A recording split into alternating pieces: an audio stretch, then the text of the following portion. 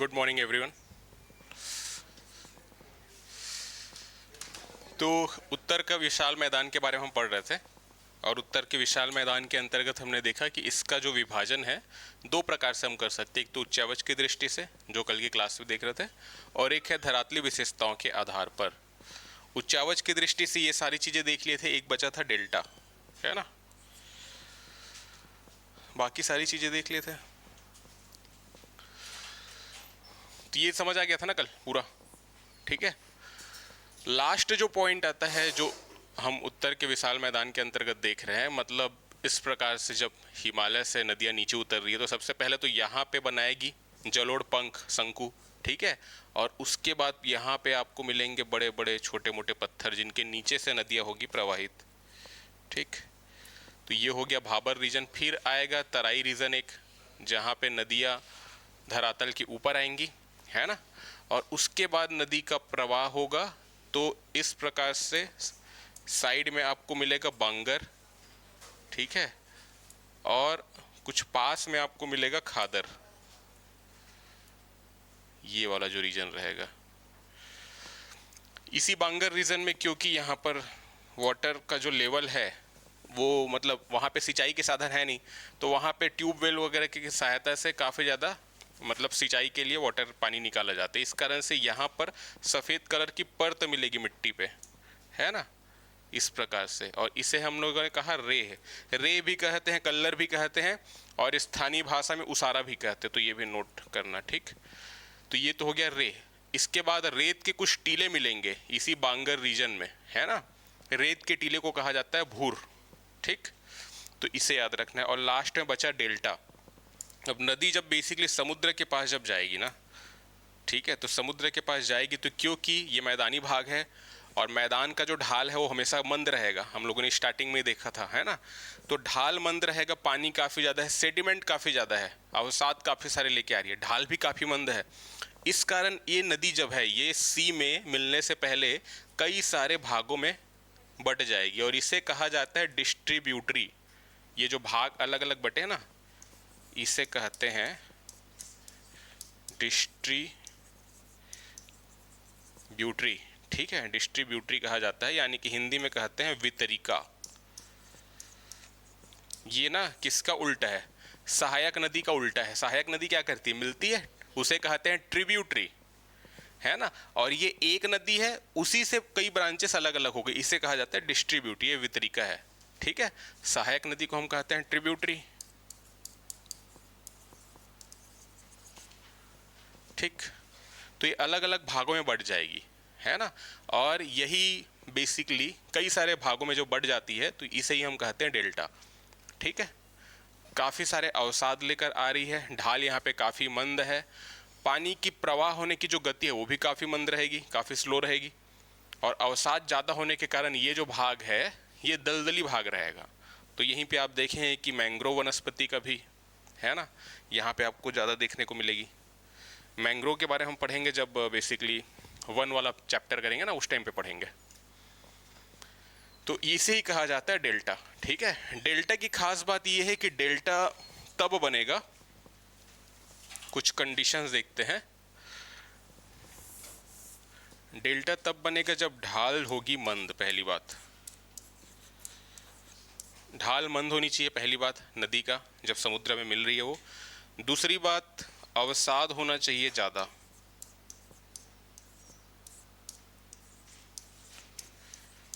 अवसाद ज़्यादा होने चाहिए, है ना। प्लस किसी प्रकार का माउंटेन रीजन नहीं होना चाहिए जब वो समुद्र से मिल रही है। अगर माउंटेन रहेंगे तो वो जो जितना फैल सकती है उसको सकरा कर देंगे, है ना।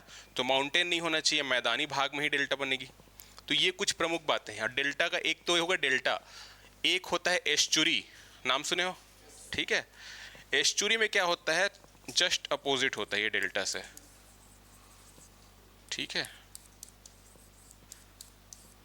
एस्चुरी में जब पानी मिलेगी ना, मतलब बेसिकली समुद्र से नदी का पानी जब मिलेगा, तो यहाँ पे ढाल मंद है ना, वहाँ पे ढाल होगी तीव्र, ठीक है। जब ढाल तीव्र होगी, यहाँ पे अवसाद ज़्यादा है, वहाँ पे अवसाद कम होता है। ऐसा नहीं अवसाद नहीं होता, अवसाद कम होते हैं, लेकिन क्योंकि ढाल तीव्र है तो नदियों का पानी अवसाद को लेते हुए तेजी से समुद्र में मिल जाता है ना। तो ढाल तीव्र जहाँ पे होगी वहाँ पे एस्चुरी बनेगी, वहाँ पे मैदान जो है मतलब जो मुहाना है नदी का, ये वाला मुहाना वो चौड़ा भी नहीं होना चाहिए, ठीक है, वो सकरा होना चाहिए। क्लियर। एस्चुरी के बारे में हम देखें कि जो बेसिकली पश्चिम की ओर जो नदियाँ प्रवाहित हो रही है इस प्रकार से, है ना, पश्चिम की ओर प्रवाहित होने वाली जो नदियाँ हैं वो जनरली एस्चुरी बनाती है, ठीक। जैसे कि कुछ रेंजेस हम देखेंगे, जैसे कि एक अभी आज की क्लास में देखेंगे पश्चिमी घाट है, तो पश्चिमी घाट के अगर पूर्व की तरफ अगर किसी नदी का ओरिजिन हो रहा है, यानी कि ये पश्चिमी घाट है, ठीक है, और पश्चिमी घाट के अगर इस वाले हिस्से से, पूर्वी हिस्से से जो नदी का उद्गम हो गया, जिसके अंतर्गत गोदावरी देखेंगे, ठीक है, कृष्णा है, कावेरी है, ये सब देखेंगे, तो पश्चिमी घाट के पूर्व साइड से, है ना, पूर्वी किनारे से इसका उद्गम हो रहा है और ये पूर्व की ओर प्रवाहित होते होते बंगाल की खाड़ी में मिल जाएगी, है ना। ये जो नदियां हैं ये बनाएंगे डेल्टा, है ना। लेकिन पश्चिमी घाट के अगर पश्चिमी किनारे से जिन नदियों का उद्गम हो रहा है, तो एक तो इन नदियों के पास ट्रैवल करने के लिए ज़्यादा समय, रास्ता तो है नहीं, ज़्यादा मार्ग बचा ही नहीं है ज़्यादा कुछ, है ना। पश्चिमी घाट की अगर बात करें तो मुश्किल से 100 से 150 किलोमीटर का रास्ता ही बचेगा उनके पास, तो 100 से 150 किलोमीटर के रास्ते में कितना ही अवसाद अपने साथ ले जा पाएगी, पहली बात तो ये हो गई, तो अवसाद वहाँ पे कम मिलेगा। दूसरा, ढाल जो है ना इधर की ओर ज़्यादा मिलेगा, इधर की ओर ढाल जो है पश्चिमी घाट के मतलब अरब सागर का जो किनारा है उधर ढाल तीव्र है पश्चिमी घाट का, जबकि पूर्व की ओर आएंगे तो ढाल जो है मंद है, ठीक है। तो ढाल तीव्र होने के कारण पानी की रफ्तार भी तेज रहेगी जब वो समुद्र में मिलेगी, तो इस कारण से वो एस्चुरी बनाती है, ठीक है, डेल्टा नहीं बनाती। जब वो समुद्र से मिलेगी तो ज़्यादा चौड़े भाग में वो नहीं फैलेगी, चौड़े भाग में से नहीं फैलेगी क्योंकि ढाल भी तीव्र है, अवसाद भी कम है, ठीक है। लेकिन पूर्व की ओर जो नदियाँ प्रवाहित हो रही है जिनका उद्गम पश्चिमी घाट से हो रहा है, पहली बात, और सिंधु गंगा ब्रह्मपुत्र, है ना, ये तो कितने लंबे रास्ते तय करके आ रही है, तो ढेर सारे अवसाद लेके आएगी, तो ये डेल्टा का निर्माण करती है। क्लियर है यहाँ तक डेल्टा और एस्चुरी में अंतर, ठीक है। तो ये हो गया हमारा। इसके बाद एक जो विभाजन है बेसिकली जो हमने धरातली विशेषताओं के आधार पे डिवाइड कर सकते हैं वो है, 4 भाग पे बांट सकते हैं इसको, प्रादेशिक विभाजन जिसे हम कहते हैं। एक तो है पंजाब हरियाणा का मैदान, ठीक है। पंजाब हरियाणा का मैदान मतलब कि इस वाले रीजन में हमको देखने को मिलेगा पूरा, कहीं कहीं पे पंजाब का मैदान भी मिल जाएगा केवल, तो पंजाब हरियाणा में अंतर्गत दोनों आ जाते हैं, ठीक है, पंजाब और हरियाणा। एक तो ये हो गया। दूसरा, ये जो पश्चिमी भाग है राजस्थान का, यानी कि भारतीय मरुस्थल वाला, अरावली के पश्चिमी का, अरावली के पश्चिम भाग, ठीक है, उसको हम लोग कंसिडर करते हैं, भारतीय मरुस्थल के अंतर्गत कंसिडर करते हैं, लेकिन ये राजस्थान के मैदान के तौर पे भी इसे प्रादेशिक विभाजन जब करते हैं तो राजस्थान के बेसिकली मैदान के तौर पे भी इसे समझते हैं, ठीक है। तो ये तो 2 भाग हो गए। फिर है गंगा का मैदान जो सबसे बड़ा भाग है, और इसको भी हम 3 भाग में डिवाइड कर सकते हैं। गंगा का मैदान एक तो पूरा उत्तर प्रदेश आ जाएगा, बिहार रीजन आ जाता है, ठीक है, ये कुछ इस प्रकार से है, ये गंगा का मैदान हो गया, और इसी के अंतर्गत बेसिकली ये वाला सेक्शन भी आएगा हमारा, उत्तर प्रदेश हो गया, बिहार हो गया और पूरा पश्चिम बंगाल, ठीक है। इससे इस प्रकार से हम कंसिडर करते हैं गंगा का मैदान। और ब्रह्मपुत्र का मैदान मतलब ये वाला रीजन, असम वाला, ठीक। तो इस प्रकार से हम विभाजित कर सकते हैं, इसको कनेक्ट कर सकते हैं इस प्रकार से। बाकी कुछ हिस्सा इसका चले जाएगा बांग्लादेश में। सिंधु नदी का जो मैदान है प्रमुख तौर पे हमको पाकिस्तान में देखने को मिलता है, ठीक है। तो प्रादेशिक विभाजन में ये 4 विभाजन हम समझ सकते हैं। यहाँ से क्वेश्चन आते हैं कम। एक तो ये हो गया पंजाब वाला, ये हो गया राजस्थान जो थार डेजर्ट की हम बात कर रहे हैं, ये गंगा का मैदान हो गया, और ये वाला सेक्शन है ब्रह्मपुत्र का, ठीक है। गंगा के मैदान को 3 भागों में डिवाइड कर सकते हैं। एक तो है ये वाला, इसे हम कहते हैं अपर, यानी कि ऊपरी गंगा का मैदान, ठीक है। ये वाला जो सेक्शन है उत्तर प्रदेश का पूर्वी भाग और कुछ हिस्सा बिहार का, ये वाला सेक्शन, ठीक है, इसे कहेंगे मध्य गंगा का मैदान। और इसे कहेंगे ये वाला जिसमें पश्चिम बंगाल आ जाता है और बिहार का पूर्वी हिस्सा आ जाता है, झारखंड के कुछ हिस्से आ जाते हैं, ये है निम्न गंगा का मैदान, यानी कि लोअर गंगेटिक प्लेन कहा जाता है इसे, ठीक है। इसमें खास बात जो ध्यान में रखना है वो ये है कि ये देखो, ये राजस्थान वाला तो पूरा डेजर्ट है, ठीक है, तो यहाँ पे मरुस्थलीय मिट्टी मिलेगी और खादर बांगर क्या मिलेगा, बांगर प्रकार की मिट्टी मिलेगी, ठीक है, राजस्थान में। तो एक तो मरुस्थलीय प्रकार की मिट्टी मिलेगी और एक है बांगर मिट्टी मिलेगी, ठीक है।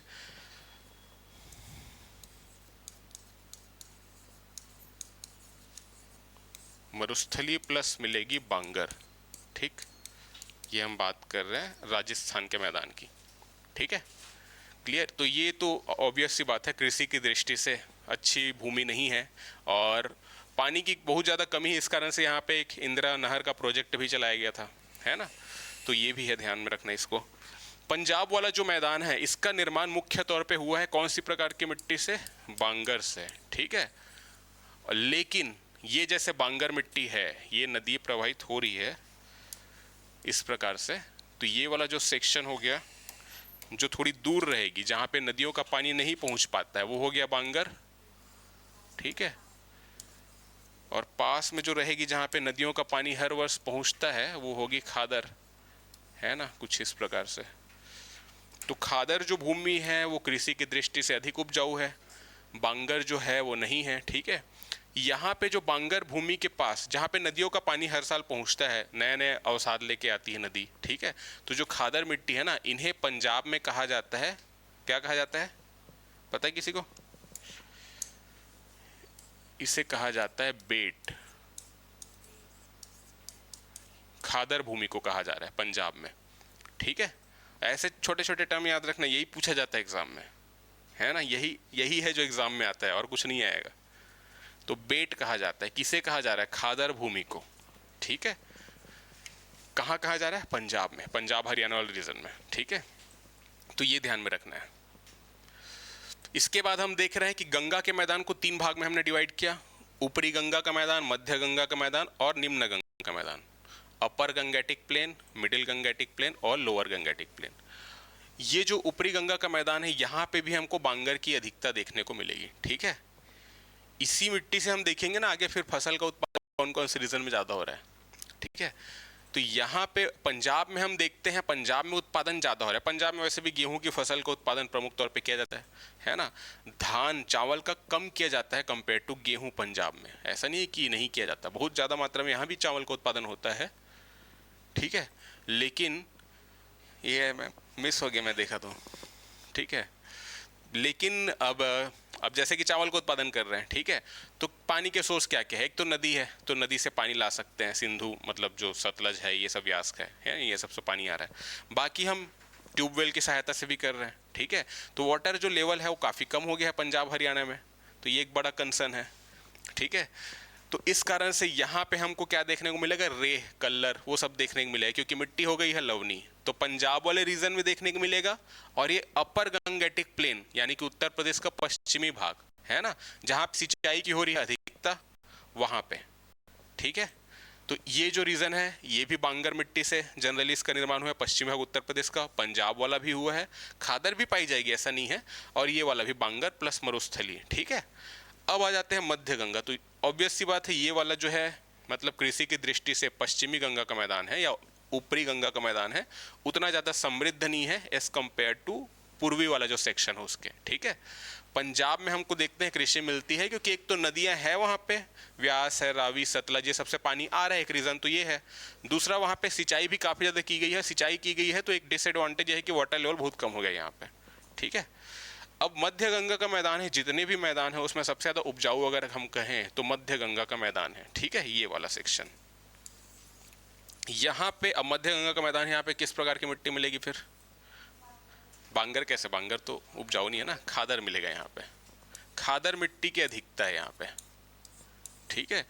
हर साल नदी अपने साथ अवसाद लेके आ रही है, मिट्टी को चेंज करते जा रही है, तो काफ़ी ज़्यादा उपजाऊ है। नवीन जलोढ़ मिट्टी, खादर मतलब नवीन जलोढ़, बांगर मतलब पुरानी जलोढ़। ये आपको यही पूछेगा कि पुरानी जलोढ़ मिट्टी को क्या कहते हैं, बांगर, खादर, भाबर, तराई, रेह, कल्लर सब दे देगा, ठीक है। तो याद रखना, बांगर कहते हैं पुरानी जलोढ़, नवीन जलोढ़ मतलब खादर, ठीक है। तो नवीन जलोढ़ मिट्टी जो है वो आपको मध्य गंगा के मैदान में ज़्यादा देखने को मिलेगी। तो खादर मिट्टी है, नवीन जलोढ़ है, कृषि की दृष्टि से अधिक उपजाऊ है। तो ये वाला जो सेक्शन है उत्तर प्रदेश का पूर्वी भाग और बिहार का पश्चिमी भाग, ठीक है, मतलब यहां तक ले सकते हैं इसको, ये वाला जो सेक्शन है। और आप देखेंगे भी उत्तर प्रदेश में, उत्तर प्रदेश राज्य को 3 अलग अलग राज्यों में विभाजित करने का मतलब बहुत समय से मांग चल रही है, ठीक है। तो अगर कभी इनकेस ऐसा होगा तो उत्तर प्रदेश अगर 2-3 भागों में अगर टूटा अगर इन फ्यूचर, तो पूर्वी वाला जो सेक्शन है वो कृषि की दृष्टि से अधिक उपजाऊ रहेगा, क्योंकि यहाँ पे खादर मिट्टी की अधिकता देखने को मिल रही है, ठीक है। अब इसके बाद जब आ जाते हैं निम्न गंगा के मैदान में, तो यहाँ पे बेसिकली ना खादर तो मिलेगा ही, लेकिन साथ में क्योंकि गंगा नदी यहाँ पे डेल्टा बना रही, पश्चिम बंगाल का काफ़ी सारा हिस्सा तो डेल्टा में जाएगा, ठीक है। तो यहाँ पे दलदली मिट्टी हमको देखने को मिलेगी, डेल्टा में दलदली मिट्टी देखने को मिलेगी, पहली बात, ठीक है। तो ये वाला सेक्शन भी कृषि की दृष्टि से उपजाऊ है, बट यहाँ पे बांगर में खेती करने के लिए पानी ज़्यादा चाहिए, यहाँ पे दलदली मिट्टी है, तो वो भी एक यहाँ पे कंसर्न है, ठीक है। सबसे ज़्यादा उपजाऊ अगर बोले तो मध्य गंगा का मैदान आपको मिलेगा, खादर मिट्टी की अधिकता। निम्न गंगा का मैदान भी उपजाऊ है, इस वाले सेक्शन से तो ज़्यादा ही उपजाऊ है, ठीक है, यानी कि ऊपरी गंगा के मैदान से, बट दलदली मिट्टी की भी यहाँ पर अधिकता है, ठीक है। यहाँ तक क्लियर हुआ। और ये वाला सेक्शन हो गया ब्रह्मपुत्र का मैदान। ये जितने भी मैदान है उसमें सबसे कम क्षेत्रफल इसका है ब्रह्मपुत्र वाले का, काफ़ी ज़्यादा सकरा है, 80 किलोमीटर के आसपास ही इसकी चौड़ाई है। और जैसा कल की क्लास में बताया था, सदिया से लेकर के धुबरी तक, है ना, ये मैदान हमको देखने को मिलेगा ब्रह्मपुत्र नदी का, ठीक है। ये भी कृषि की दृष्टि से उपजाऊ है, क्लियर। सबसे ज़्यादा उपजाऊ है मध्य गंगा का मैदान। तो यहाँ पे हमने जाना कि पंजाब हरियाणा वाले रीजन में नदी जब प्रवाहित हो रही है तो जो पास के खादर क्षेत्र है उसको कहा जाता है बेट, ठीक है। जब पश्चिम बंगाल वाला सेक्शन है कि निम्न गंगा के मैदान में जब आ जाएंगे, तो पश्चिम बंगाल वाले सेक्शन में नदी जब प्रवाहित हो रही है, ठीक है, तो नदी के द्वारा कुछ छोटे मोटे झील बनाए जाएंगे, जैसे कि इस प्रकार से नदी हो रही है प्रवाहित, ठीक है, और फिर इस प्रकार से मुड़ते हुए, जो पुराने उनको याद होगा, याद है, कुछ याद आ रहा है, ऑक्सबो लेक कहा जाता है। देखो ये वाला, देखो नदी ऑक्सबो लेक का मतलब क्या होता है, जैसे कि इस प्रकार से हो रही है नदी प्रवाहित, ठीक है। तो ये जो नदी है ना, इस प्रकार से विसर्पण करती है सांप के जैसे, ठीक है। विसर्पण कब करेगी, जब ढाल तेज होगा कि जब ढाल मंद होगा, मंद होगा तब, ठीक है। ढाल मंद रहेगा तो जिधर भी थोड़ा बहुत ढाल मिला पानी के इधर प्रवाहित होगा, जिधर भी थोड़ा ढाल मिले। अगर ढाल तीव्र है तब तो सीधे ही सीधे बहेगी, विसर्पण देखने को नहीं मिलेगा। लेकिन जब ढाल मंद है, अब मैदान है, मैदानी भाग की हम बात करें, सिंधु गंगा ब्रह्मपुत्र की मैदान है, ढाल काफ़ी लो है, ठीक है, मंद है, तो इस कारण से नदी करती है विसर्पण, है ना, इसको मियांडरिंग कहते हैं इंग्लिश में, ठीक। ये जो नदी अपने प्रवाह के रास्ते में इधर उधर टेढ़ी मेढ़ी बह रही से, अब ये जब विसर्पण कर रही है ना, तो क्या होता है कई बार कि इस प्रकार से विसर्पण कर रही है और इस प्रकार से प्रवाहित होती है कई बार, इतना, ठीक है। तो कुछ टाइम के बाद, कुछ टाइम बोलने का मतलब है हजारों साल, मतलब हजारों भी नहीं बोलेंगे, सैकड़ों सालों के बाद क्या होता है कि ये जो ब्रांच है ना, ये वाला सेक्शन ये पूरा कट जाता है, ठीक है। ये वाला जब बाढ़ आया, कुछ आया, जब पानी ज़्यादा है, तब फ्लो में इधर से क्यों जाएगी भाई, फिर सीधे जाएगी, ठीक है। तो डायरेक्ट यहाँ से कनेक्ट कर ली, फिर लंबे समय के बाद यहाँ पे अवसाद जमा हो गए, तो फिर ये जो सेक्शन है एक झील का निर्माण हो गया यहाँ पे, क्योंकि पानी तो है पहले से। अब नदी जो है इस प्रकार से प्रवाहित हो रही है यहाँ से डायरेक्ट, ठीक है। तो ये वाला सेक्शन टूट गया, तो जब ये वाला सेक्शन टूट गया ना, तो ये इस प्रकार की संरचना बन जाती है, इस प्रकार की।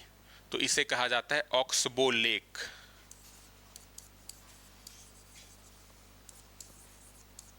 ठीक है, ऑक्सबो लेक कहा जाता है। इस प्रकार के लेक आपको ज़्यादातर कहाँ पे मिलेंगे, गंगा के मैदान में, खास तौर पे मध्य गंगा के मैदान में मिलेंगे ऐसे ऑक्सबो लेक। लेकिन जब इसी प्रकार के लेक यहाँ पे मिलेंगे ना, पश्चिम बंगाल वाले रीजन है निम्न गंगा के मैदान में, तो इसे कहा जाता है बिल। तो बिल क्या है, लेक है, झील है। जैसे कि सिर्फ इसी रीजन में नहीं कहा जा रहा है, मैं आपको जब पढ़ाऊंगा झील वगैरह तो वहाँ पे एक नाम बताऊंगा जो काफ़ी फेमस है, दीपोर बिल। दीपोर बिल आपको मिलेगा असम में, ठीक है। वन्य जीव अभ्यारण्य भी है और झील है, वेटलैंड भी है, ठीक है। तो दीपोर बिल, जैसे कि हमने पढ़ा था ला, है ना, दर्रा, है ना, घाट, सब अलग अलग नाम है, इसी प्रकार के झील के नाम है बिल। तो झील को बिल यहाँ पे कहा रहा है, पश्चिम बंगाल रीजन में कहते हैं, ब्रह्मपुत्र वाले रीजन में कहा जा रहा है। ठीक है क्या ये ऑक्सबो लेक का ही है, मतलब नदी के पानी से ही झील का निर्माण हुआ है, फिर जो उसका जो ब्रांच है वो अलग कट गया इस प्रकार से। ठीक है, तो ये याद रखना, बिल क्या है, बेट क्या है, यही सब है जो प्रश्न एग्जाम में आएंगे। ठीक, मियांडरिंग कहते हैं इसे।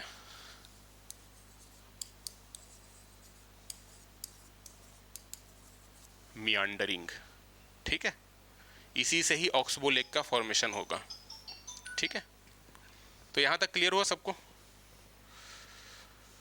जो इंपॉर्टेंट है वो क्या है, एक तो बेट कहा जा रहा है ना, खादर रीजन को कहा जा रहा है पंजाब क्षेत्र में। ठीक है, सबसे ज़्यादा उपजाऊ दृष्टि से देखें तो मध्य गंगा का मैदान है, निम्न गंगा के मैदान में हमने देखा प्रमुख तौर पे बिल, ब्रह्मपुत्र रीजन भी कहा जाता है। ठीक है, क्योंकि यहाँ पे हमको दीपोर बिल, सोन बिल, अलग अलग झील मिलेंगे, सब बिल है, नाम में पीछे मिलेगा बिल, समझ जाना झील है। ठीक है, क्लियर है? और ये सब जो झील है इसका निर्माण इसी प्रकार के मियांडरिंग से हुआ है नदियों के, चाहे गंगा की बात करें चाहे ब्रह्मपुत्र नदी की बात करें। ठीक, तो अब अगला जो हमारा बच्चा टॉपिक वो है प्रायद्वीपीय पठार, इसको समझते हैं। उत्तर का विशाल मैदान हमने देख लिया, ठीक है, और उत्तर का पर्वतीय क्षेत्र देख लिया। जो तीसरा प्राकृतिक विभाजन जो हम करते हैं वो है प्रायद्वीपीय पठार। प्रायद्वीपीय पठार के अंतर्गत एक काफ़ी बड़ा सेक्शन आता है, ये पूरा जो सेक्शन है ये प्रायद्वीपीय पठार के अंतर्गत आ रहा है। ठीक है, ये मुख्य तौर पे देखे तो ये गोंडवाना लैंड का हिस्सा था, यही जब टकराएगा यूरेशियन प्लेट से तब जाके हिमालय का फॉर्मेशन होगा, और हिमालय का जब फॉर्मेशन होगा उसके बाद फिर उत्तर के विशाल मैदान का फॉर्मेशन होगा, है ना। तो ये सबसे, अगर आपसे एग्जाम में प्रश्न है कि सबसे प्राचीनतम भूमि कौन सी है भारत की, जो 4 प्राकृतिक प्रदेश में हमने विभाजन किया है, उत्तर के विशाल पर्वतमाला मैदान, प्रायद्वीपीय पठार, तटवर्ती मैदान, द्वीप समूह, तो कौन सा होगा? प्रायद्वीपीय पठार। ये गोंडवाना लैंड का भाग था, है ना, यानी कि पैंजिया जब लॉरेंशिया और गोंडवाना लैंड में विभाजित हुआ तो ये गोंडवाना लैंड का हिस्सा था, फिर बाद में जाके इसका मूड चेंज होगा और ये फिर उधर नॉर्थ की ओर जाएगा यूरेशियन प्लेट से टकराने। ठीक है, तो ये गोंडवाना लैंड का भाग था, सबसे प्राचीनतम है। आर्कियन प्रकार की चट्टानों से मुख्य तौर पे इसका निर्माण हुआ है, क्योंकि हेडियन आग का गोला थी, आर्कियन में ठंडी हुई। ठीक है, तो आर्कियन क्रम की चट्टानें अधिकांश मिलेगी, फिर धारवाड़ भी मिलेगी, और जब ये प्रायद्वीपीय प्लेट यूरेशियन प्लेट की ओर ट्रेवल करना शुरू करती है क्रिटेशियस काल के अंतिम समय में, तभी यहाँ पे ज्वालामुखी का उद्गार होगा, है ना, और फिर वोल्केनिक इरप्शन होगा, लावा आएगी, ठंडी होगी, फिर बेसाल्ट प्रकार की चट्टानें, है ना, यहाँ पे देखने को मिलेगी, वो भी इग्नियसियस रॉक है, बेसाल्ट हो गया। ठीक है, तो ये चीज़ें हैं। इसकी अगर हम लंबाई चौड़ाई की बात करें प्रायद्वीपीय पठार की, तो उत्तर से दक्षिण लंबाई है लगभग 1600 किलोमीटर, ये वाला सेक्शन लगभग 1600 किलोमीटर के आसपास इसकी लंबाई है, जबकि चौड़ाई की बात करें तो लगभग 1400 किलोमीटर। ठीक है,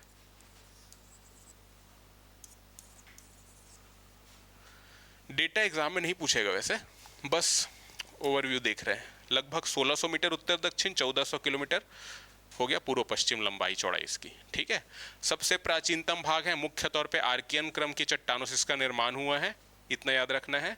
और इसके अगर टोटल क्षेत्रफल की बात करें, हमने उत्तर के विशाल मैदान का क्षेत्रफल कितना देखा? नहीं, अच्छा मैदान पूछा ना, हाँ ठीक है, 7 लाख, और पर्वतमाला का 5 लाख। ठीक है, इसका जो क्षेत्रफल हम देखें तो ये लगभग 16 लाख वर्ग किलोमीटर इसका क्षेत्रफल है। ठीक है, ये वाला जो था 5 लाख देखे थे पर्वतमाला, इसके बाद 7 लाख, है ना, मतलब कि विशाल मैदान का क्षेत्रफल पर्वतमाला से ज़्यादा है, और सबसे ज़्यादा तो मिलेगा ये वाला सेक्शन, 32,87,263 पूरे भारत का क्षेत्रफल। 5 लाख उत्तर का विशाल मैदान, 5 लाख उत्तर का विशाल पर्वतमाला, 7 लाख मैदान का हो गया, और 16 लाख प्रायद्वीपीय पठार का। ठीक है, जो बच जाएगा वो तटवर्ती मैदान, द्वीप समूह। ठीक है, तो ये याद रखना है। भारतीय उपमहाद्वीप का सबसे प्राचीनतम बेसिकली भूखंड है और सबसे बड़ा भौतिक प्रदेश है। ठीक है, तो इसके अंतर्गत हम कुछ क्लासिफिकेशन करते हैं। प्रायद्वीपीय पठार काफ़ी बड़ा सेक्शन है ना, इसको हम 2 भाग में डिवाइड कर सकते हैं। नर्मदा और तापी जो नदियां प्रवाहित हो रही है, भ्रंश घाटी, भ्रंश घाटी मतलब रिफ्ट वैली, आपसे एग्जाम में यही क्वेश्चन पूछा जा सकता है, वैसे पूछा भी गया पहले, कि कौन सी नदी भ्रंश घाटी में प्रवाहित हो रही है। कौन कौन सी नदी हो रही बताओ? नर्मदा, तापी, और कोई नदी? नहीं, दक्षिण का नहीं, मध्य भाग का ही है, काफ़ी फेमस नदी है जो, नहीं, जो पूर्व की ओर प्रवाहित हो रही है, जो सहायक है गंगा नदी की। हाँ, नहीं नहीं, वो तो पश्चिम की ओर जाएगी। सहायक नदी है वो गंगा की। नहीं नहीं नहीं, भ्रंश घाटी में प्रवाहित होने वाली दामोदर। ठीक है, तो रिफ्ट वैली क्या हो रहा है, जब दो प्लेट है ना इस प्रकार से, ये वाला मान लो पर्वत का हिस्सा है, ये प्लेट है, ठीक है, ये फिर पर्वत का हिस्सा है, तो ये जब दोनों एक दूसरे से दूर जाएगी ना, ठीक है, जब एक दूसरे के पास आ रही महाद्वीपीय प्लेट, तब तक हम देख रहे हैं फोल्ड माउंटेन का फॉर्मेशन हो रहा है। जब एक दूसरे से दूर जा रही है तो ये इस प्रकार की जो घाटी बनी बीच में जो सेक्शन है ये वाला है ना, यही है रिफ्ट वैली, इसी में प्रवाहित हो रही है। तो तीन नदियां मुख्य तौर पे याद रखना है जो रिफ्ट वैली में प्रवाहित हो रही है। एक तो है नर्मदा, ठीक है, पश्चिम की ओर प्रवाहित होगी, ठीक है, क्लियर है, अरब सागर में अपना जल गिराएगी। नर्मदा के साउथ में ही हम देख, अब यहाँ पे है सतपुड़ा पर्वतमाला, ठीक है, फिर हम देखते हैं तापी नदी, ये भी पश्चिम की ओर हो रही है प्रवाहित, अरब सागर में अपना जल गिराएगी। तो दो नदियां तो हो गई, नर्मदा और तापी। तापी को ताप्ती भी कहते हैं, तो अलग अलग नहीं है, ठीक है। और एक नदी पूर्व की ओर प्रवाहित होते होते गंगा की सहायक जो नदी गंगा नदी में मिल जाएगी, वो है दामोदर, ठीक है, क्लियर है।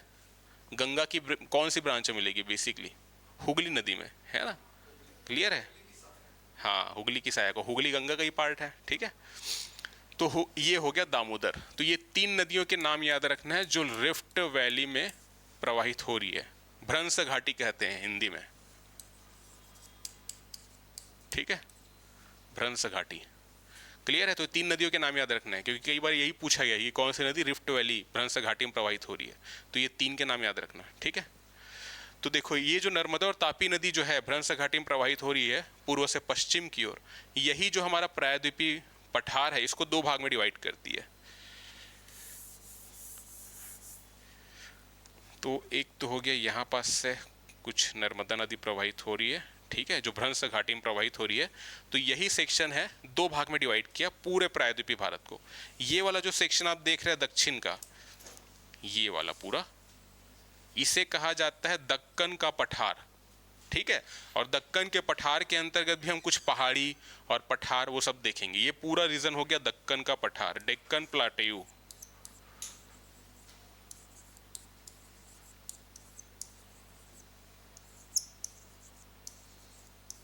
ठीक है, दक्कन का पठार हो गया। और इसके ऊपर का जो भाग है वो आ जाता है मध्यवर्ती उच्च भूमि,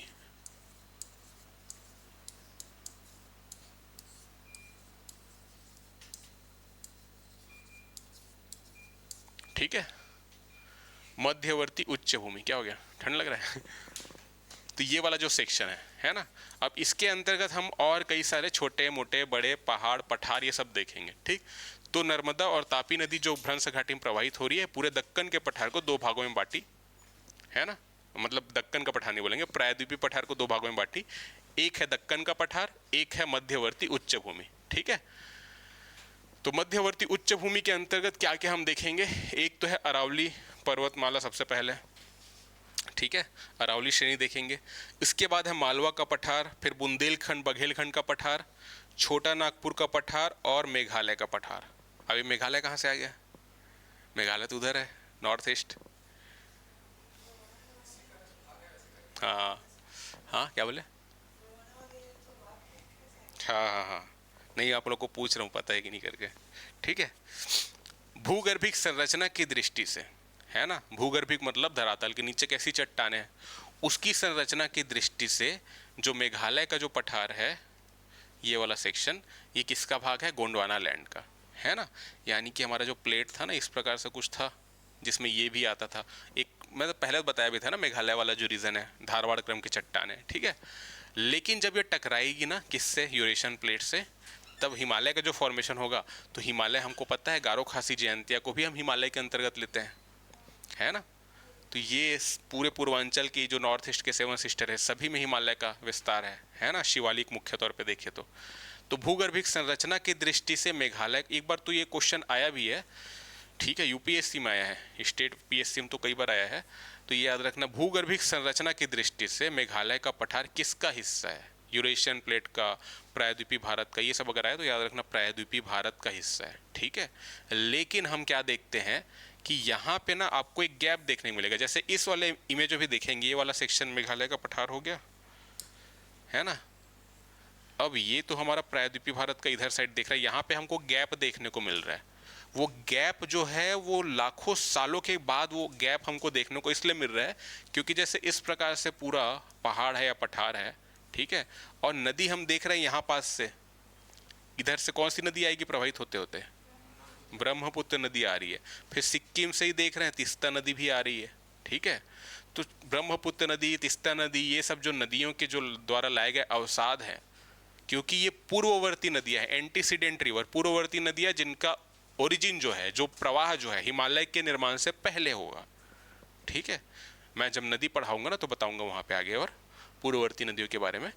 तो ये जो नदी है ये पूर्ववर्ती नदी है, तो ये जो पहले से जो संरचना बनी है उसको काटते हुए जा रही है, अपने अवसाद जमा कर रही है।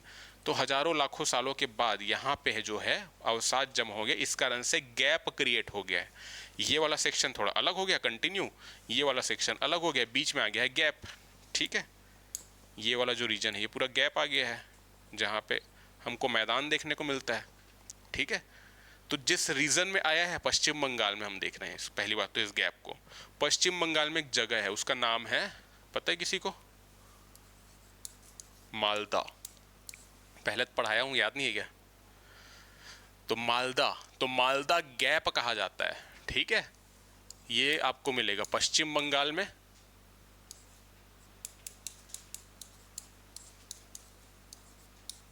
पश्चिम बंगाल में मालदा गैप। ये मालदा गैप आपसे ये पूछा जा सकता है कि प्रायद्वीपीय भारत को मेघालय का जो बेसिकली पठार है उससे कौन सा अलग कर रहा है, कौन सा ऐसा गैप है या भूभाग है जो अलग कर रहे हैं, तो मालदा गैप अलग कर रहा है, याद रखना, ठीक है। कहाँ मिलेगा, पश्चिम बंगाल में।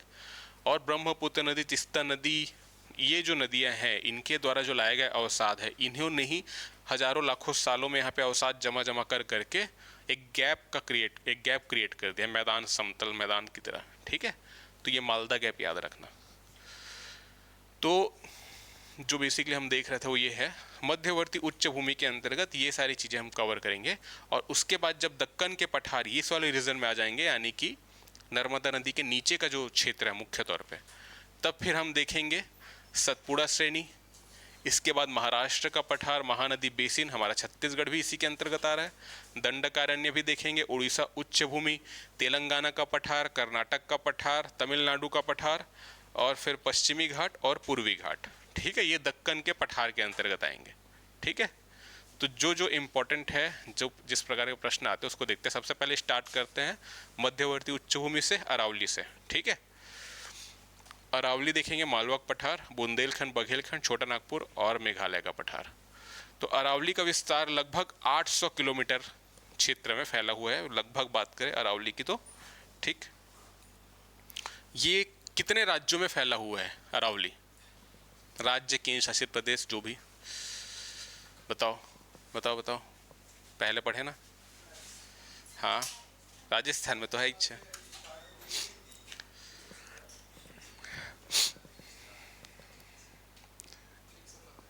ठीक ठीक, कोई बात नहीं। 4 में मिलेगा राज्य प्लस केंद्र शासित प्रदेश। आप कौन कौन से गैस करो। चलो राजस्थान में तो ज़्यादा ही विस्तार है, तो ये तो हो गया, चलो। और हरियाणा, ठीक, और दिल्ली हो गया, ठीक। और चौथा पक्का उत्तर प्रदेश, इधर आप तो पढ़े हो ना, आप बताओ क्या लग रहा है, गेस करो।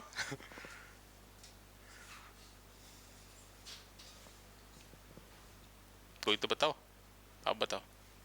नहीं पढ़े आप, पहले आप पढ़े ना पीछे। ये गुजरात से स्टार्ट होगा, ठीक है। तो गुजरात हो गया, राजस्थान हो गया, हरियाणा हो गया और दिल्ली, ठीक। तो अरावली का जो विस्तार है कुछ इस प्रकार से होगा। गुजरात का जो बेसिकली उत्तर पूर्वी भाग जो है ना, इसको बोल सकते हैं। इस प्रकार से विस्तार है कुछ अरावली का, यहां तक। ठीक है, गुजरात, राजस्थान, हरियाणा और दिल्ली, इन तीन राज्य, एक केंद्र शासित प्रदेश में देखने को मिलेगा विस्तार अरावली का। लगभग लंबाई है 800 किलोमीटर। ठीक, अब इसके अंतर्गत जो प्रश्न पूछे जाते हैं उसके बारे में समझते हैं। कुछ हिल्स है, जैसे कि पूरा रेंज हो गया, मतलब अलग अलग स्थान पे अलग अलग कुछ नाम, तो जो जो इंपॉर्टेंट है उसको देखते हैं। सबसे पहले तो इसके माउंटेन पीक की बात कर लेते हैं। ठीक है, एक जो फेमस हिल स्टेशन मिलेगा आपको, माउंट आबू, आबू की पहाड़ियाँ, आबू हिल्स, तो याद रखना है राजस्थान में है, पहली बात। ठीक है, और किसका भाग है, तो अरावली का। ठीक है,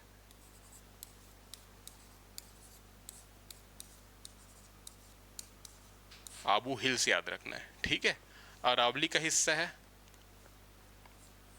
कुछ यहाँ पे हमको देखने को मिलेगा। सिरोही करके एक जिला मिलेगा आपको। ठीक है, राजस्थान का मैप देखेंगे तो सिरोही, उसी के अंतर्गत मिलेगा आबू। ठीक है, यहीं पे मिलेगा, इसी के पास में, यानी कि राजस्थान का बेसिकली हम देखें दक्षिण पश्चिम भाग बोल सकते हैं इसको, सिरोही। तो वहाँ पे हमें मिलेगा आबू, माउंट आबू। यहीं पे कौन सा मंदिर है, प्रमुख जैन मंदिर है, कई बार पूछा जा चुका है एग्जाम में, पढ़े हो कि नहीं? हाँ, और ये भी मैं पहले पढ़ा चुका हूँ ना, इसमें ही बताया था। यहाँ पे एक प्रमुख मंदिर है, जैन मंदिर है ना, माउंट आबू में ही, दिलवाड़ा जैन मंदिर।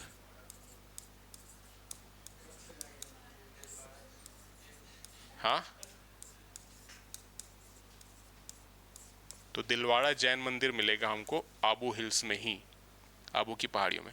और इसी, मैं जब झील पढ़ाऊंगा ना आपको, तो फिर पढ़ेंगे यहीं पे ना एक झील भी मिलेगा, उसका नाम है नक्की झील, है ना।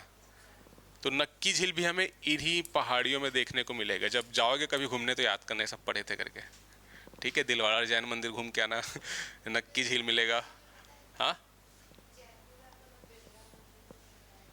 राज्य दर्शन में कराया होऊंगा, हाँ हो सकता है।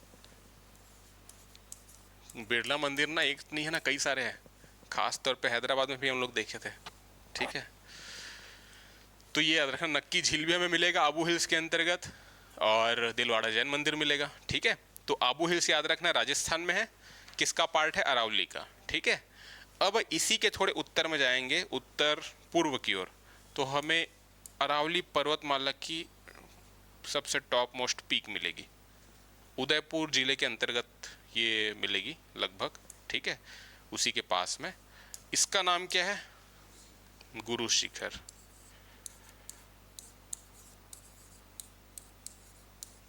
तो गुरु शिखर याद रखना है अरावली पर्वतमाला की सबसे ऊंची चोटी। अरावली है राजस्थान में मुख्य तौर पे, तो राजस्थान की भी सबसे ऊंची चोटी गुरु शिखर, है ना। 1722 मीटर इसकी ऊंचाई, और ये भी याद रखना है, डेटा इंपॉर्टेंट है क्योंकि यही पूछा जाता है, कितनी ऊंचाई है, इसके बारे में पूछा जा चुका है, तो 1722 याद रखना है। ठीक है, गुरु शिखर की ऊंचाई, यहां तक क्लियर। अब इसी उदयपुर के पास के क्षेत्र में, दो तो हमने देख लिया बेसिकली, आबू हिल्स हो गया, गुरु शिखर हो गया। पीक में याद रखना है गुरु शिखर, है ना, 1722 मीटर इसकी ऊंचाई है। अब कुछ कुछ नाम, स्थानीय नाम देखते हैं अरावली के, जो मतलब जो फेमस है। तो एक तो याद रखना अरावली हिल, आबू हिल्स तो देख लिए, है ना। इसके बाद देखते हैं एक सेक्शन यहीं पे, जो याद रखना है, यूपीएससी ने पूछ चुका है ये सब पहले, और उत्तर प्रदेश के एग्जाम में भी आया हुआ है। एक आपको हिल मिलेगा, वो है जरगा। ठीक है, जरगा हिल्स। ठीक, अरावली का ही भाग, उदयपुर के आसपास के क्षेत्र में कहा जाता है। अरावली पर्वत का जो पश्चिमी भाग है, ये वाला, इसको करते हैं ये वाला सेक्शन। ठीक है, पश्चिम भाग ये हो गया हमारा अरावली। राजस्थान को हम देख रहे हैं एक प्रकार से दो भाग में बांट रहा है, ये वाला हो गया दक्षिण पूर्व, ये हो गया उत्तर पश्चिम, है ना। तो पश्चिमी भाग इसे क्या कहते हैं, और ये वाला हो गया एक वाला ये हिस्सा, मारवाड़, मेवाड़, ये सब नाम सुने होंगे, है ना। तो पश्चिमी जो भाग है ना, इसे कहा जाता है मारवाड़। ठीक, और ये वाला जो है दक्षिण पूर्वी भाग, इसे कहा जाता है मेवाड़। क्लियर है? तो जरगा हिल्स हमने देखा, और मारवाड़ की पहाड़ी भी आपको देखने को मिलेगी, ये भी अरावली का ही हिस्सा है, मारवाड़ की पहाड़ी।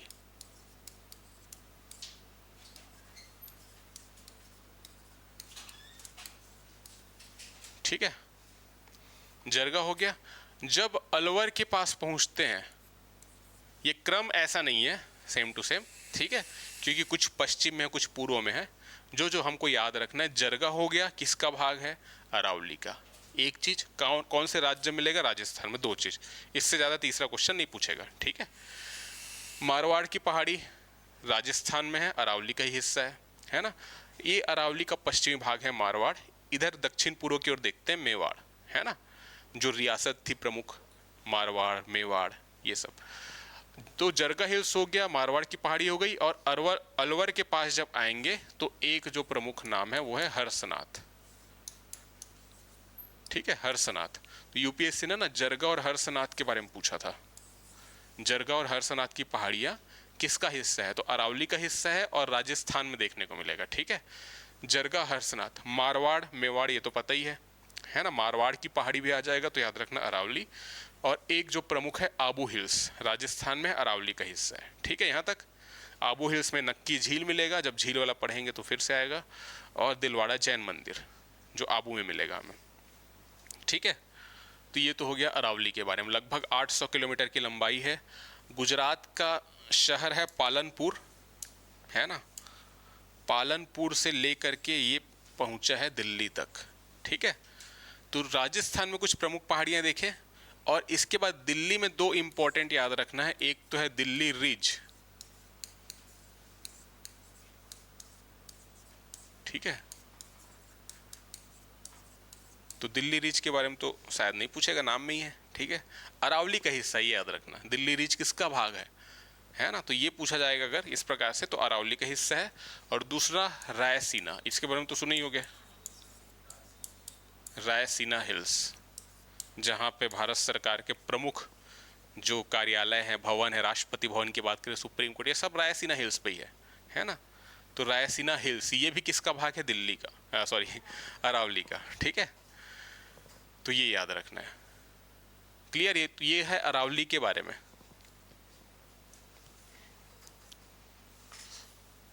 ठीक है, अब इसके बाद आते हैं, हम देखेंगे मालवा के पठार के बारे में। ये वाला जो अरावली का रीजन हो गया। अब इसके बाद जो मुख्य तौर पे एक और पहाड़ हम देखेंगे इसी मध्यवर्ती उच्चभूमि, वो है विंध्याचल पर्वत, है ना। विंध्याचल पर्वत भी आपको इस प्रकार से देखने को मिलेगा। गुजरात से लेके इसका विस्तार बिहार तक हमको देखने को मिलेगा। ठीक है, कुछ इस प्रकार से विस्तार है विंध्याचल का, है ना। विंध्याचल और ये हो गया अरावली, इन दोनों के बीच इसको थोड़ा और नीचे बनाते हैं। ठीक है, इस प्रकार से इसके बीच में जो पठार हमको देखने को मिलेगा वो है मालवा का पठार। ये वाला जो सेक्शन है ना, ये है मालवा का पठार। ठीक, तो मालवा का पठार कौन सी दो पहाड़ियों के बीच स्थित है? अरावली और विंध्याचल के बीच है। ठीक है, मध्य प्रदेश का हो गया ये पश्चिम उत्तर पश्चिमी भाग में आपको देखने को मिलेगा। इसी के फिर अंतर्गत और क्षेत्र में जाएंगे, ग्वालियर का पठार मिलेगा, मालवा का पठार का ही एक्सटेंशन भाग है। ठीक है, इसके पूर्व की ओर जब आएंगे ना तो बुंदेलखंड बघेलखंड देखेंगे। तो ये हो गया हमारा विंध्याचल। गुजरात हो गया, मध्य प्रदेश, मुख्य तौर पे मध्य प्रदेश में इसका विस्तार है। कंवर झील बिहार, हाँ ठीक है। अच्छा, ऑक्सबो लेक का एग्जाम्पल, ठीक, तो क्लियर यहाँ तक। तो ये हो गया विंध्याचल हमारा। गुजरात हो गया, मध्य प्रदेश प्रमुख तौर पे देख रहे हैं। ये वाला जो रीजन है बिहार यहाँ तक भी फैल रहा है। अब इसके कुछ स्थानीय नाम है, विंध्याचल के बारे में हम बात कर रहे हैं। एक तो हो गया विंध्याचल श्रेणी ही कहा जा रहा है, पहली बात, और ये कहा जाएगा मध्य प्रदेश में। ठीक है, एक तो हो गया विंध्य श्रेणी या विंध्याचल श्रेणी। ठीक,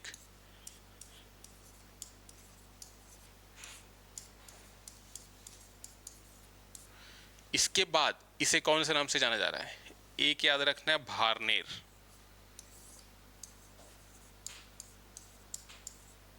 भारनेर की पहाड़ी, ठीक है। इसी का ही भाग है विंध्य श्रेणी का ही, एक पठार भी आपको मिलेगा, उसका नाम है भांडेर,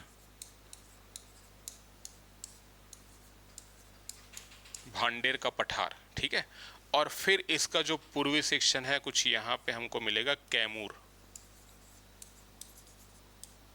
ठीक, कैमूर श्रेणी, ठीक है। कैमूर श्रेणी है, कैमूर का पठार भी मिलेगा इस वाले रीजन में, थोड़ा सा जब हम आ जाएंगे बिहार वाले रीजन में, कैमूर का पठार,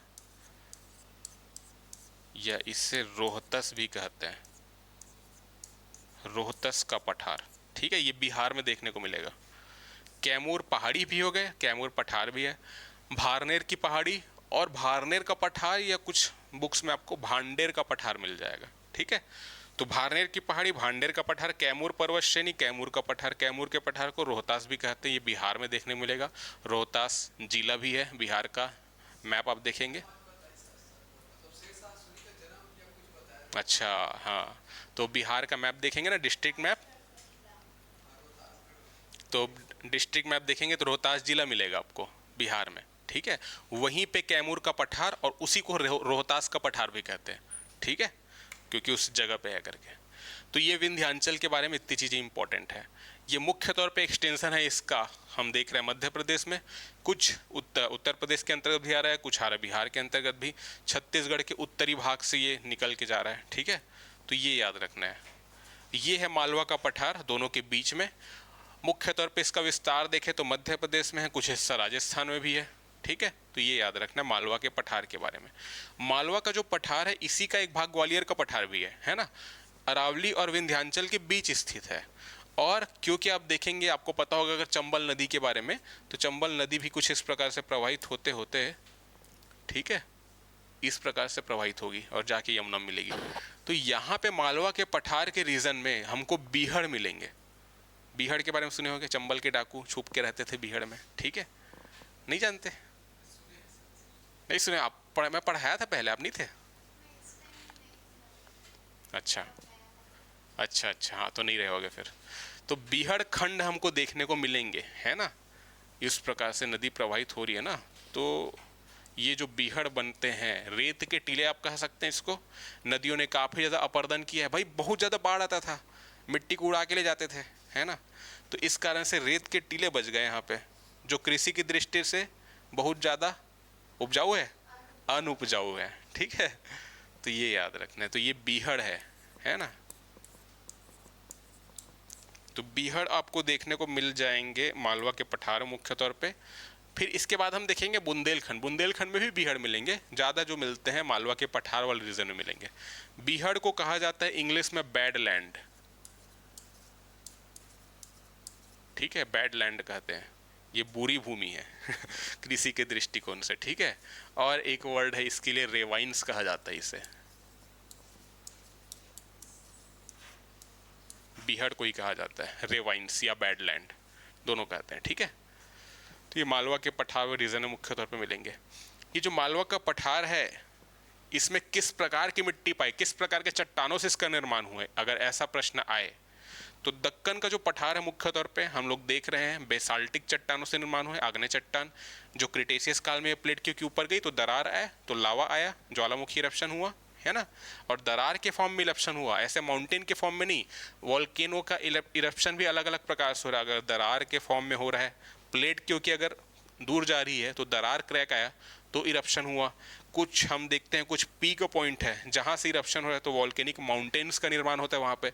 यहाँ पे माउंटेन वॉल्केन का जो इरप्शन हुआ है माउंटेन के फॉर्म में नहीं हुआ है, दरार आया है तो जाके, इसी कारण तो ट्रैप वाली संरचना बनी ना, सीढ़ीनुमा आकृति में बहती हुई जो लावा है ठंडी हुई, इस कारण से हम ट्रैप कहते हैं, ठीक है।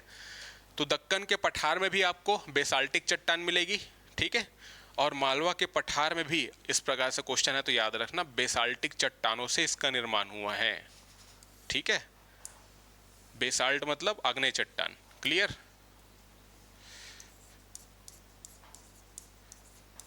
यानी कि जब ये भूमि ऊपर की ओर जा रही थी यूरेशियन प्लेट से टकराने, तभी उस समय काल में जो वोल्केनो का इरप्शन हुआ है, न सिर्फ इस रीजन में बल्कि यहाँ पे भी, तो उसके चलते मालवा का पठार का निर्माण हुआ। ठीक है।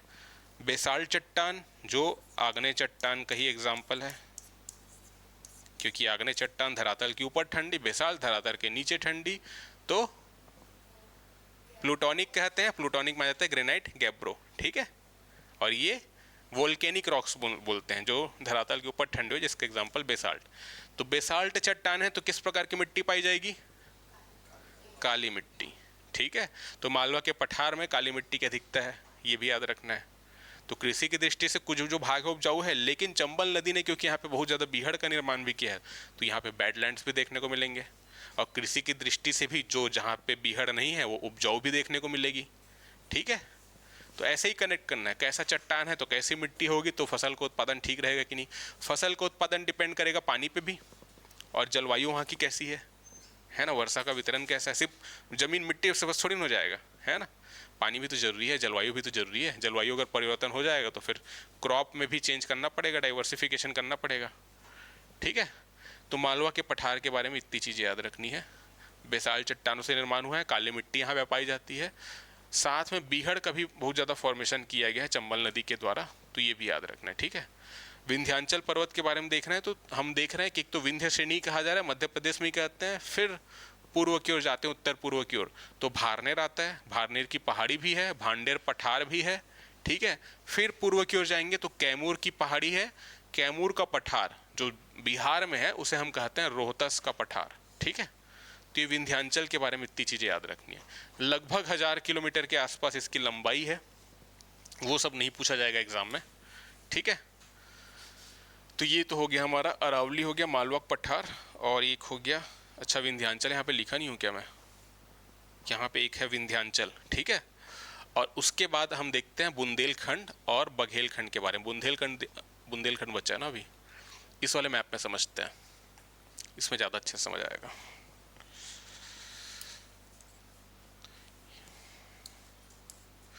ये तो हमारा हो गया अरावली इस प्रकार से। इसके बाद हम देख रहे हैं इस प्रकार से विंध्याचल है। ठीक है। ये बीच में हमें कुछ पठार देखने को मिले, ये हो गया हमारा मालवा का पठार। ठीक। और इसके बाद हम देख रहे हैं एक और पठार मिलेगा हमें यहाँ पे कुछ, ये है बुंदेलखंड का पठार। ठीक है। जो मध्य प्रदेश और उत्तर प्रदेश में हमको देखने को मिलेगा बुंदेलखंड। कृषि की दृष्टि से उपजाऊ है ये भी रीजन बुंदेलखंड। अब ओवरलैप कर रहा हूँ ना मैं इसके ऊपर। ठीक है। इसके बाद कुछ इस प्रकार से हमें मिलेगा बघेलखंड का पठार। ठीक है। जिसके अंतर्गत छत्तीसगढ़ का हिस्सा भी आ जाता है। तो ये वाला हो गया बुंदेलखंड, और इसके बाद है बघेलखंड।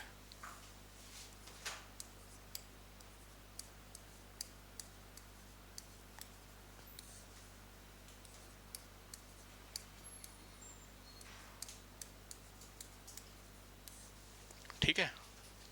तो बुंदेलखंड बघेलखंड के बारे में बस इतना याद रखना है कि लोकेशन कहाँ कहाँ पे। बघेलखंड के अंतर्गत छत्तीसगढ़ का उत्तरी हिस्सा आ रहा है, मध्य प्रदेश का आ रहा है पूर्व, उत्तर पूर्व हिस्सा हो गया, उत्तर प्रदेश का भी दक्षिणी हिस्सा दक्षिण पूर्व हो गया। ठीक है। तो ये सब बघेलखंड के अंतर्गत आ रहे हैं।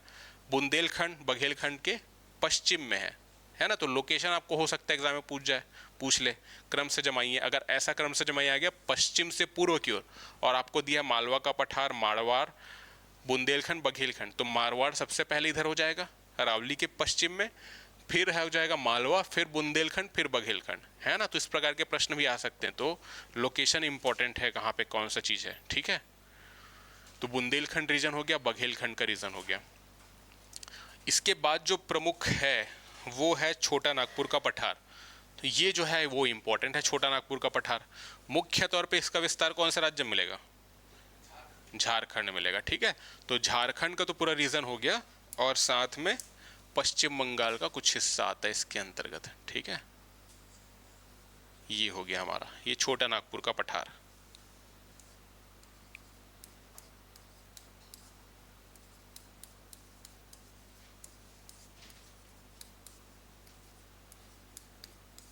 छोटा नागपुर का पठार है ना, इसके बारे में जो ध्यान देने वाली बात ये है कि एक तो सोन नदी जो है ना, सोन नदी इसकी सीमा बनाएगी पश्चिमी सीमा। इस प्रकार से सोन नदी प्रवाहित हो रही है, गंगा नदी से मिल जाएगी तो उत्तर पश्चिमी सीमा बनाएगी सोन नदी। ठीक है, किसकी बात करें? छोटा नागपुर के पठार की। छोटा नागपुर के पठार के अंतर्गत कई सारे छोटे छोटे पठार मिलेंगे, तो इस पूरे जो पठार को दो भागों में डिवाइड करने वाली एक नदी है। कौन सी नदी इसको दो भाग में डिवाइड करेगी? छोटा नागपुर के पठार को दामोदर नदी। ठीक है, तो दामोदर नदी ना कुछ इस प्रकार से प्रवाहित होगी, है ना, फिर गंगा नदी इधर से आ जाएगी।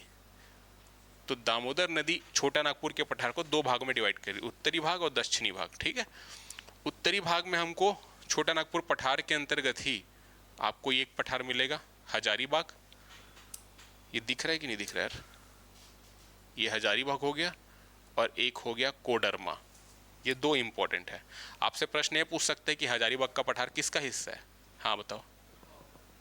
हाँ, अभ्रक के उत्पादन के लिए प्रमुख तौर पे, और इसका जो निर्माण है वो धारवाड़ क्रम की चट्टानों से, यहाँ पे गोंडवाना क्रम की चट्टानें भी हमको पाई जाएगी। धारवाड़ चट्टानों के चलते लोहा का उत्पादन भी हमको देखने को मिलता है, गोंडवाना के चलते कोयला के उत्पादन में भी बहुत समृद्ध क्षेत्र है। ठीक है, तो हजारीबाग याद रखना है और कोडरमा।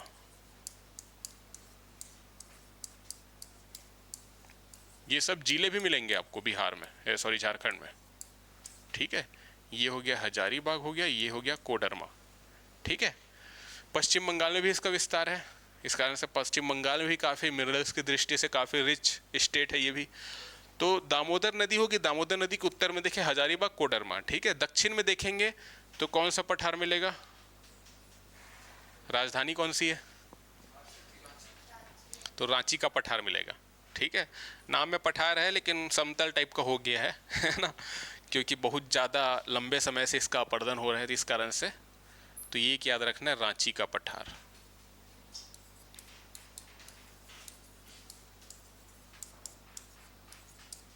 इसके बिल्कुल बीच से प्रवाहित हो रही दामोदर नदी, लगभग दो भागों में ऊपर हजारीबाग कोडरमा, और भी कई सारे छोटे छोटे होंगे, झारखंड में जब पढ़ने वाले होंगे उन लोग पढ़ते होंगे, है ना।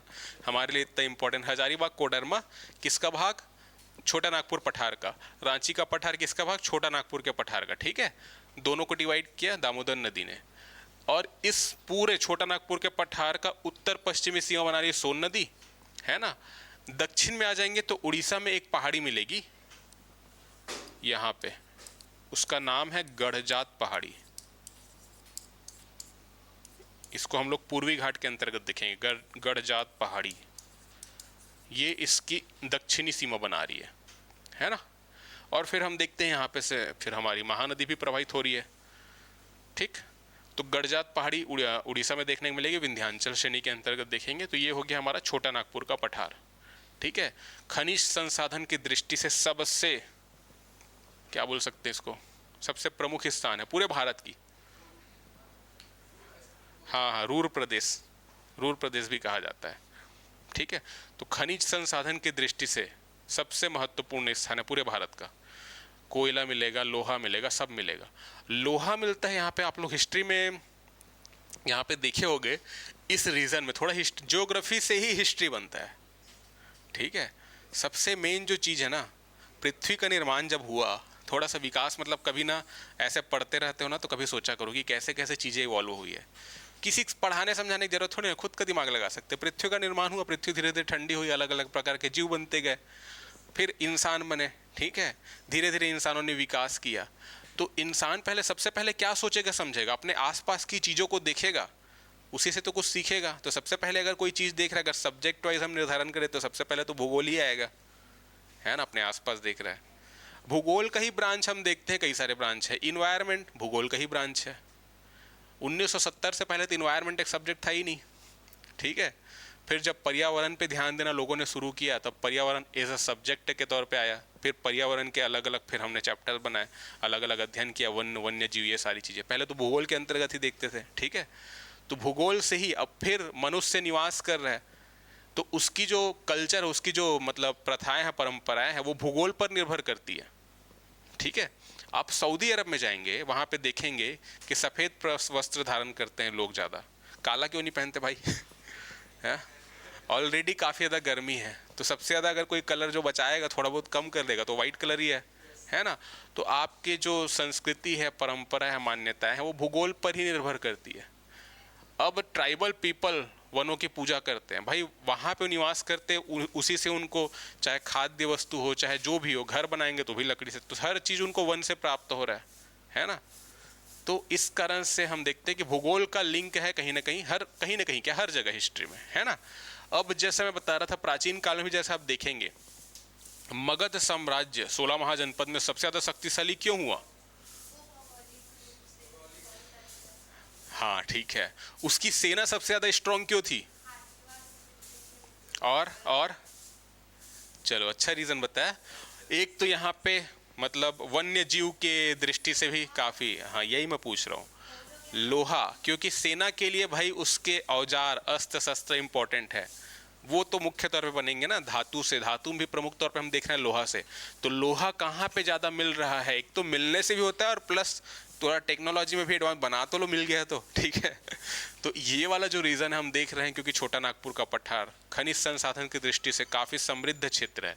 इस कारण से जिन राजवंश का उदय, ये जो बिहार वाला जो, अब क्योंकि बिहार के अंतर्गत ही आ रहा था ना, राज्य तो हमने बनाया, ये पूरा मगध एम्पायर तो पूरा फैला हुआ था, उत्तर प्रदेश, बिहार, और ये हमारा जो झारखंड आज देख रहे हैं। तो इस कारण से यहाँ सेना जो मजबूत थी, इस क्योंकि उसके पास अस्त्र शस्त्र जो थे, है ना, उसके निर्माण करने के लिए उनके पास स्टॉक अनलिमिटेड था, है ना। तो इस कारण से सेना भी मजबूत थी। तो सेना मजबूत रहेगी तो यहाँ पे जो राजवंश है उसका प्रभुत्व तो पूरे भारतवर्ष में भी देखने को मिलेगा, है ना। आज के टाइम पे लेकिन क्यों इतना पिछड़ा हो गया भाई? खनिज संसाधन में सब टॉप में सब चीज, फिर क्या रुकावट आ गई? नहीं, जनसंख्या तो हर ही जगह है, फिर रुकावट जो आ गई ना वो है पॉलिटिक्स। बा पॉलिटिक्स, क्योंकि जो लीडरशिप है ना वो सही नहीं है। इस कारण से हम देखते हैं कि जो रीजन है वो पूरा पिछड़ा हुआ है ना। पॉलिटिक्स बहुत ज़्यादा हावी है ना यहाँ पे। क्योंकि भाई शिक्षा की दृष्टि से आप देखेंगे, आपने इतिहास से पढ़ा होगा, नालंदा विश्वविद्यालय की बात करो, है ना, विक्रमशिला विश्वविद्यालय की बात करो, तो जो टॉप लेवल की यूनिवर्सिटी हमको देखने को मिलते हैं, शिक्षा की दृष्टि से भी समृद्ध, खनिज संसाधन में भी समृद्ध, है ना। तो सब चीज़ में समृद्ध है, लेकिन फिर भी पिछड़ा हुआ है क्योंकि पॉलिटिक्स यहाँ पे कुछ ज़्यादा ही हावी है ना। तो जैसे अभी आप देखेंगे पॉलिटिक्स से ही मतलब कोई देश में कितने अच्छे सिटीजन हो, कितने अच्छा टैलेंट हो, लेकिन लीडरशिप ही अगर खराब है तो देश फिर प्रगति नहीं कर पाएगा, है ना। वो भी दिक्कत है। अब ईरान और इजराइल का जैसे वॉर अभी चल रहा है, वॉर नहीं बोलेंगे, कन्फ्लिक्ट बोलेंगे। ईरान की सरकार ने जो डिसीजन लिया मिसाइल गिराएंगे, तो उसका आउटकम उनको झेलना पड़ेगा, वहाँ के जो इनोसेंट नागरिक है उनको झेलना पड़ेगा, ठीक है। तो डिसीजन लिया गया। अब मान लेते हैं कि प्रधानमंत्री जी ने पाकिस्तान के साथ लड़ाई करने का निर्णय बना लिया, हमसे पूछ के बनाया क्या? नहीं, टॉप लेवल पे डिसीजन मेकिंग ली गई, लेकिन प्रभावित तो नागरिक होंगे ना, तो ये समझना है, ठीक है। तो खनिज संसाधन की दृष्टि से काफ़ी ज़्यादा महत्वपूर्ण है हमारा ये वाला रीज़न, ठीक है। और खास बात है कि बिहार देखो चाहे झारखंड देखो, साला पॉलिटिक्स यहाँ पे खराब है पूरा ठीक है। मुख्यमंत्री यहाँ पे देखोगे, झारखंड की बात करें तो अभी कुछ समय पहले अंदर थे, है ना, अभी बाहर निकल के आएगा, अभी चुनाव भी लड़ने वाले हैं। इनकी यहाँ एक न्यूज़ आया था, इनकी जो सेक्रेटरी थी झारखंड के मुख्यमंत्री की, उनके घर से 19 या 20 करोड़ कैश मिला था, है ना। और वो डिपार्टमेंट जो संभाल रही थी, कोल डिपार्टमेंट, है ना, और वो डायरेक्ट अंडर किसके अंडर में थी? चीफ मिनिस्टर जी के।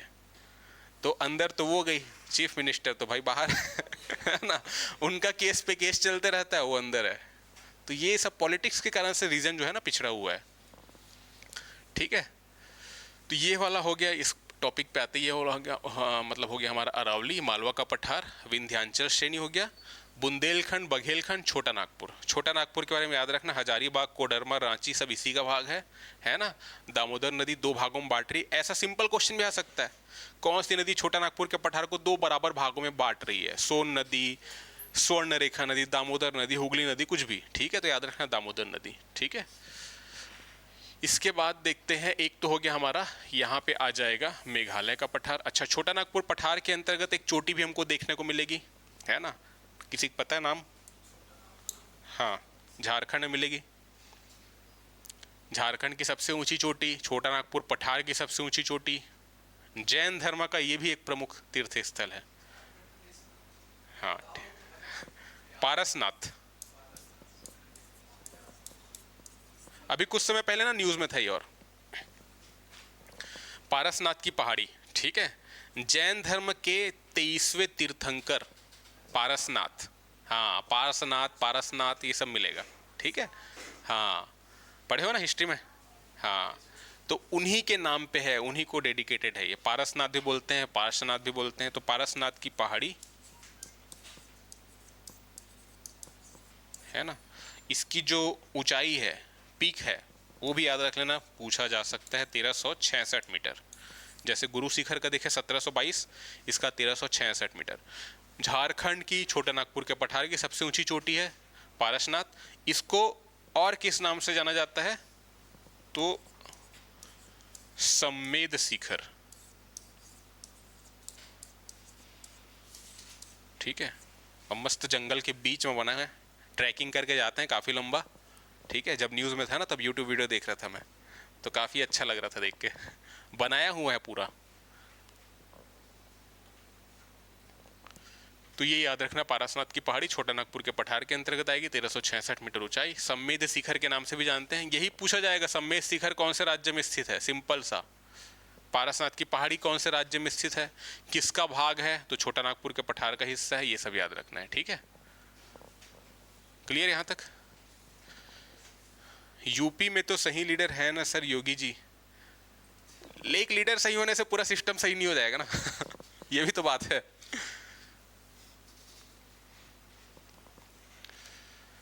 यूपी तो पहले के कंपेयर में क्राइम में बहुत हद तक कंट्रोल अभी किया है यूपी ने।